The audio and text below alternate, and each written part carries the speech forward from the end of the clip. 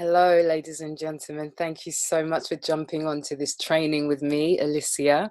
I welcome you. I hope everybody's keeping safe out there. It's crazy at the moment, I know, with lockdown and everything, but I really hope that you're looking after yourselves, being safe, doing as you're told, and just staying indoors and making the most of the time that you have there to work on yourselves. So this training is about writing your biggest contact list ever, which is the contact list. Your contact list, do not underestimate that. That's going to be your biggest weapon that you can have in order to grow your networks and grow your big businesses and your organizations.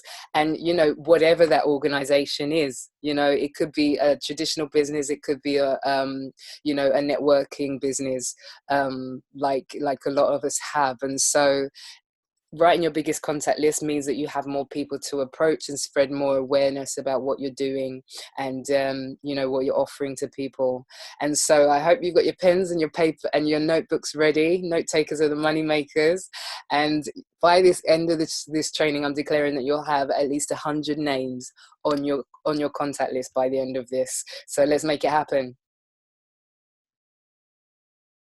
So the first thing I want you to do is clear your brains of certain things that are gonna maybe hinder you from being as effective as you possibly can in this exercise. The first is negativity. There's a lot of stuff going on at the moment in the world that's negative, and a lot of things that may have gone on in your day might be affecting you. But I want you to just clear your minds of that. The second thing is doubt. So a lot of people approach their contact lists or building their contact lists or even writing their contact lists out as something that's going to be quite boring, or something that's going to be maybe even challenging. Maybe you approach it with a little bit of fear because you're already thinking ahead to approaching those people and them saying no to you, possibly. At the end of the day, what's the worst that can happen? They can say no to you. That's not going to kill you. It's not going to stop you from doing what you're doing. So don't fear, and that's actually one of the things that I want you to clear your mind of as well, the fear. So prejudgment as well. Don't prejudge the people that you're writing down. As we go through the exercise and as we go through the activity, I want you to just write down the names. You don't even have to write the numbers at this point, because you can always go forward and refer to your mobile phones or your phone log or whatever that have the numbers in for those people. I just want you to literally write names down, but don't prejudge who you think will be interested, who you think won't be interested at this stage. Just write the names down. And like I mentioned before, fear is the biggest thing. Remove it from your minds. This is going to be fun. This is going to be incredible, and it's going to allow you to actually open your mind and see how much you can do in just a few minutes, like quite literally. So we all know about our markets and the people that we can approach, the people on your contact list, split up into two different categories: warm market versus cold market. Now, your warm market are obviously the people that you know and they know you well. You have their numbers in your phone more than likely, or some way to contact them, and you see them often enough for them to recognize you. So these are like friends, family, colleagues, peers, even your local takeaway. You can class them as warm market because they see you quite often. And then cold market is simply everybody else. But today, what we're going to do is just focus on your warm markets. I want you to see how far that can go if you really allow yourselves to be open-minded. Now, the exercise is called Frog's Legs. Welcome to Frog's Legs. What is Frog's Legs, Alicia? Right, so I'm going to get into this. So a lot of you may or may not have heard of an exercise called FROGS, that you're familiar with already, but I've adapted it to my own version called Frog's Legs. So Frog's Legs, every letter stands for something. So with the frogs, you've got friends, relatives, occupation, geography, social media, and then legs: local, education, groups, and same. So we're going to go through those categories one by one, and for each category I want you to write 11 names. Okay, so if you do that by the end of this, because there's 9 categories, you'll have 99 people on your contact list, and you just have to add one more name to make it 100. So let's do this. So friends, list every friend that you know and have had in the past: neighbors, old friends, just get them all down. It doesn't matter whether you've lost touch with them or not, just get them on the list, because you will have such an adventure finding them and looking for them and seeking them out on Facebook or whatever have you. And it will turn into, it will actually give you loads more prospects in the future, okay, in the process of doing so. Because you might even have to approach other people to ask, oh, do you have the number for this person, because I've been trying to find them. And then in that process, you've also connected with somebody else. So write down 11 names of friends that you can think of, past, present, and anyone else, friends or friends, even if you like. So once you've done those 11, I'm going to, just for the purpose of time, I'm going to keep going forward, because you can always rewind this video and go back to them. So going forward, relatives.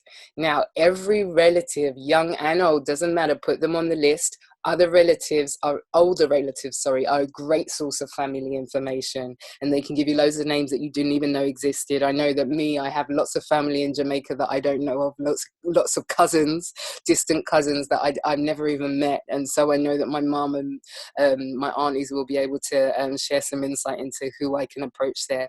But also, guess what? Sometimes older members of the family even join themselves, because how many of your older relatives might want to supplement their pension these days? So just think about that. So don't leave anyone out. All your family, your brothers, sisters, cousins, uncles, aunties, grandmothers, grandfathers, all of them go on the list. 11. So next we have occupation. So who in your workplace seems miserable? Everybody? Okay, write all of your colleagues' names down, even your boss. The great thing about work is everyone complains and rants and raves about what they want to change in their lives, what they want more of, what they want less of. So you know what their reasons might be for building a business from home. The ones who want more holiday, the one that loves to travel, the one that can never afford to travel, the one who's always off sick because they hate their job, the one who never sleeps because their kids keep them up all night, the one who's about to go on a maternity leave, the one who just got fired, the one who's the last to leave and the most unappreciated. Imagine, there's so many people that do overtime in their jobs, but they don't get compensated for that, number one, and they definitely don't get a pat on the back or a congratulations from anybody. So there's a lot of people in the workplace that are underappreciated, and I'm sure you can think of 11 plus names in this category. So, today I'm asking you, and obviously as I'm talking, you can be writing the names down, but in these categories, I'm sure there's some of them that you can think of, like 20, 30 people, like more, that you can write down more names. And obviously that means that your contact list can be even greater than 100 names. But, for now, we're just doing 11 because we just want to make a clean aim for 100. But I just want to show you how easy it is to write 100 names. I know that in my business, when I have new members come on board my team and I start to work with them, the first thing I want them to produce is a contact list, and it's the hardest thing to get out of people. I don't know why. It may be when they're approaching this kind of task, it seems like overwhelming or something, but it's just really difficult for somebody to literally say, here, I've done my 100 names, or they say, oh, I can only think of 20 or 30 people, but actually the reality is we know more, we know many more. But it's just because we prejudge and we chop and choose, who we want to put down on the list, who we think will be interested, and we sort of like excuse everybody else. A lot of the time it's not the case. The people that you think will do the business or be interested won't, and the people that you think won't want to do the business are the ones that are most interested, because they have something that they need, that benefit in their lives, they need that opportunity, and they've been looking for it. So don't leave anybody out. At the end of the day, a no's a no, but at least if you introduce that person to the opportunity and the option, they could say yes. They could actually surprise you. So, the probability of building your business is a lot greater that if you actually just talk to somebody and put them in front of the information just to see what happens, rather than just say, make the decision no for them. you know, without, so you don't show them the business. So going forward, what's next? Geography. Who do you know in another suburb, town, a different part of the country, in Europe, or even the rest of the world? How many relatives do you have overseas in Australia, New Zealand, America, Canada, South Africa, whatever? All these expats, you know, the great thing about expatriates is they come into contact with other expats and they spread the word for you. So, you know, it's taprooting to another level. Beyond the efforts that you're making, which is incredible. So geography, write down 11 names here for geography. Social media. Now, this one is so undermined and underused by people. There's so much power in this, especially right now when we're all in lockdown. Nobody's out. Everybody's in front of their phones, their devices, their computers, on social media. There's so many people that you can connect to on there who are looking for an opportunity right now to do something from home. Is unbelievable. So how do you, how many, sorry, it should be say, how many do you have on your social media that you might not have in your phone?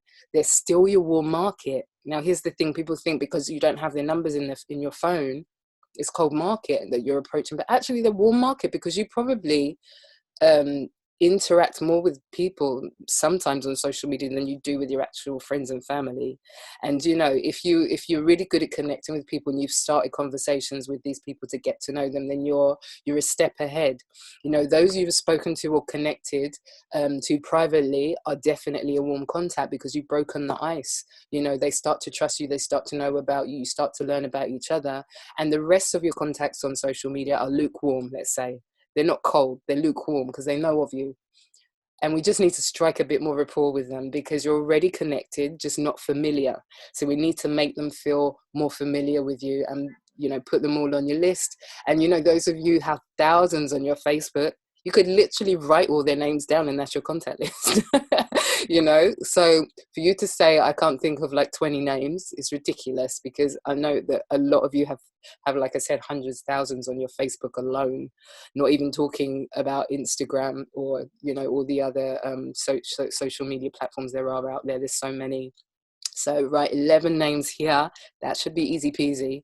You could literally go to the last people that you've connected to on your in your inbox and put their names down. So here you should literally be able to come up with hundreds of names. So 11 is easy peasy. So going for local. This one I love because people don't even think about this. Where do you go regularly enough that workers would recognize you? This can include your local supermarket, takeaway, dry cleaners, your children's school, nursery, doctor's surgery, petrol station, bank, train station, restaurants, bus stop, pubs, nail salons, barbers and hairdressers, on your commute to work even. You know, you may not have people's contact numbers in your phone. You might not even have any contact for them, you know, or details, or you might not even know their names. But if they can recognize you, they're your warm market. If that person across the street in the local cafe that you see and get your bacon butty from every morning recognizes you and knows what you're about to order before you even open your mouth, they know you. They're a warm contact. And even if you don't, like I said, you don't know their name, you can easily get it and get their contact details if you made the effort to do that, you know, because you know where they are, they know you, they recognize you, and they would trust you enough to do that, to give you those contact details. So it's just about taking that next step to actually introduce yourself properly and you know, ask them if they're open for an opportunity and take their details. And you know, I love the thing about the commute to work, because you might get on the train every day and see the same, you know, a handful of the same people because they're all making the same commute and regular journey that you're making, but you just never connected with them, so they might recognize you even.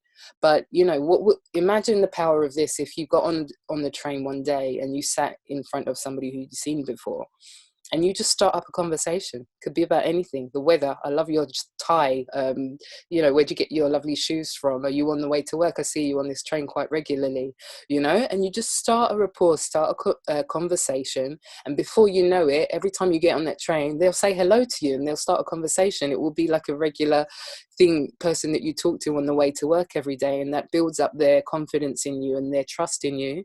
And then before you know it, you'll have the opportunity to then take that step and invite them to see an opportunity. So Going forward, education. Okay, so your peers from your school days, your university, student union, societies, also any other form of education you might have experienced, like courses, short courses or trainings. Think of the ambitious and competitive students that you remember first. But don't write any off. Don't dismiss anybody, because even the class clown might be more focused and business minded years down the line nowadays, right? So don't forget your teachers as well, write them down too. So everyone you knew from your school days, put them on the list. Only asking for 11. I know there was 11, more than 11 alone in your classes, I'm sure. So this should be quite easy. And there's an instant way to break the ice with these people. Even if you haven't spoken to them for years and years, you can literally just ask them, oh, I remember you from whatever class, and you're always one of the top students. I remember you doing really well. What are you up to now? Easy, absolutely easy to start a conversation. Your teachers, approach them on social media or whatever, hey, Mr., Mrs., whatever, it's great to see you on here. Are you still working in education? How's it going? It's easy. You can find something to write. So so that's education. And groups. This is something that I encourage you to actively seek out, because even if you're not part of groups, it's easy to find groups and to become part of them. This is everybody that you know from your clubs, PTA, mothers and toddlers groups, PTA, obviously parent teachers associations, societies, sports, football, gym, church, religious establishments, etc. Zumba class, whatever class. Put them all in your prospect book under the relevant section, and they might be duplicated because they might be cross-referenced, like as friends or whatever, but it doesn't matter. Put them down again. Even if you put a name twice, it's no big deal, but it might inspire you to also think of other people that you're connected to or mutual contacts or whatever. So if you don't have much of a social life, then I encourage you to reach out and become part of more groups that obviously do things that interest you. So it's a win-win. You getting to learn more about something that you're passionate about, but in the meantime, you're doing recreational things that's gonna, like I said, fulfill your passions, but also you can meet more people and widen your contact list and your network. So same, this is number 9. We're on the last one now. Now this is one that people forget to do a lot, because you think your contacts have to be your contacts. But actually, if you think about it, there are lots of people that you know via other people. So let's go through it. This simply means write down all the relatives of the friends you know, all the friends of the relatives you know, the colleagues of your relatives that you might know, the relatives and friends of the people that you know in your groups, and the same with your geography list. If you know people elsewhere, do you know their friends or any of their relatives? They all need to go down on the list. So this, oh my gosh, if you really use this section properly, and you not only is in a way it's called tap routing, because you're getting through to other people's networks and other people's contacts, and you're not just sticking with your own. So this just broadens your spectrum and your horizon so much more. If you can think of if let's say you have a brother or sister, guaranteed you would have met some of their friends somehow. They would have invited them to the house. You might have gone to a family gathering where they've invited their friends as well, their birthday parties, all this kind of stuff, where you've become a bit familiar with their friends as well, and their friends' brothers and sisters and things like that. So there are so many other people that you know and are connected to, and can easily get the contact details of. If you may ask a simple question to the person that is the mutual between the two of you, if it's your brother or your sister, for instance. And we overlook this all the time, and we don't venture into that area of things, but this can make your contact list grow by 5 times. So this is an incredible strategy to use, and I really encourage you to go back over your contact list once you've made your own 100, and then go over them again, and use this strategy to get more people on your list. Um, so yeah, that's really the end of the training. I mean, those were 9 categories. So if you wrote down your 11, by now you should have 99 at least. Then you just got to add one more. Add one more, and you're at 100. And that's taken us how long? 20, under 20 minutes to write a contact list of 100 names. I guarantee you, when you have a new member join your team, you have a new member come on board and you start to work with them, first thing you want to do is get their contact list. If you literally carve out 15, 20 minutes to sit with them, go through this strategy of frog's legs, get their 100 list names there and then before you even step away to do anything else with them to help them build their business, I guarantee you will have so much more success in the future, and building your organization will be an absolute breeze. So like it says right here, don't stop there. Keep adding to your list all the time, constantly. It should never stop growing. Now, we've only covered your warm market. So imagine when you start to add to your list those people that you meet on a daily basis that you never thought of before, because you see them and you don't really class them as a warm contact because you don't have the number in your mobile phone. But guess what? You see them every day because you go and buy your bus ticket every day, or you go and buy your train ticket every day, or you go to the doctor's surgery regularly. You see them behind they're the assistant behind the desk helping you, the receptionist. You know, there's so many people that you probably never even thought of before that can go on your list right now. And even if you don't know their name, write them down as blonde woman that works in the co-op across the street, or you know, just a description so you remember that the next time you see them, you need to ask them for their contact details. So guys, thank you all for taking part in this training. I pray it's been of use to you and helpful and of value to you. And yeah, just keep building those contact lists and let's make it happen. Okay, God bless, be safe, have a wonderful day. And like I said, I really hope this has helped open your mind to what's possible with just your contact list. Take care.